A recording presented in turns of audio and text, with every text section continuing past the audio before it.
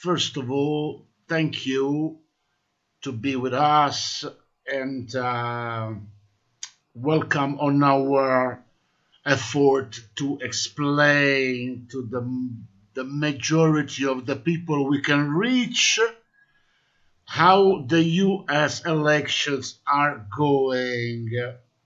First of all, I would like to ask you, can we say these two candidates are the worst candidates of the US elections history? And how come USA got to this point? We can say one of them is the worst, and that is Hillary Clinton, because she is the explicit agent of the ruling oligarchs. She is the explicit agent of the military security complex of Wall Street, of the Israel lobby, of agribusiness, and of the extractive industries, which are energy, mining, timber.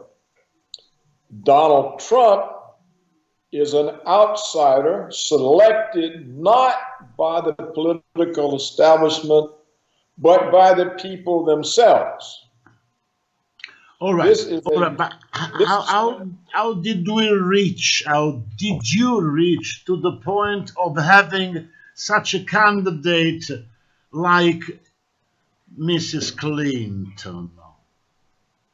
Because she is the candidate of the ruling class, and they put her there.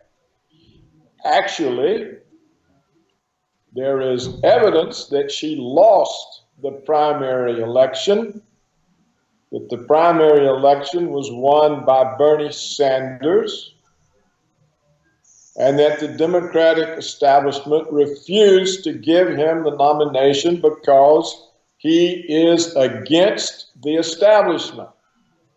All right, okay. All these elections have been suffering because of the long black shadows of conflict with Russia. Cyber wars, but not only. Some analysts reported that various sectors of the intelligence have made a sort of putsch, and then a counter putsch. What do you think of this? Well, there has been no Russian interference.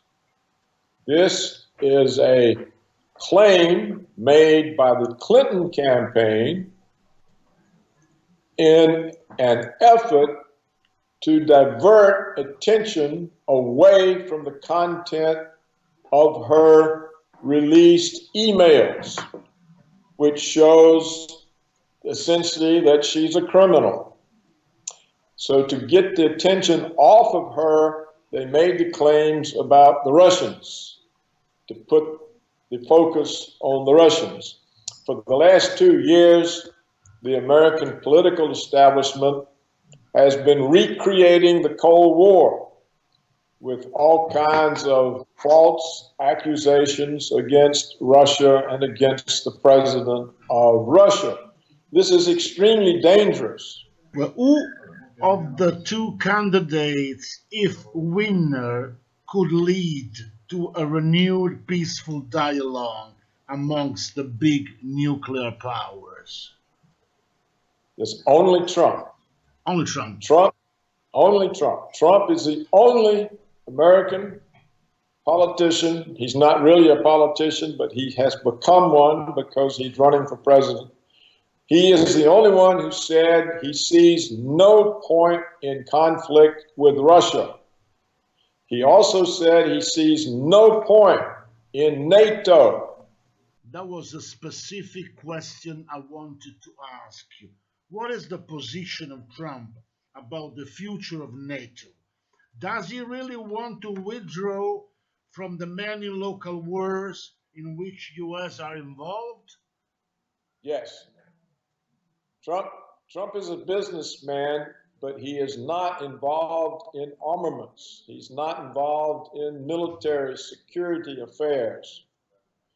He sees no reason to have $1 trillion every year wasted into military security affairs when the United States has no enemies except the enemies it creates for itself by bombing people, by making accusations against people, such as the Russians and Chinese.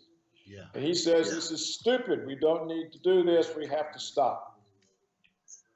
Thank you, Mr. Roberts. Unfortunately, we have to cut.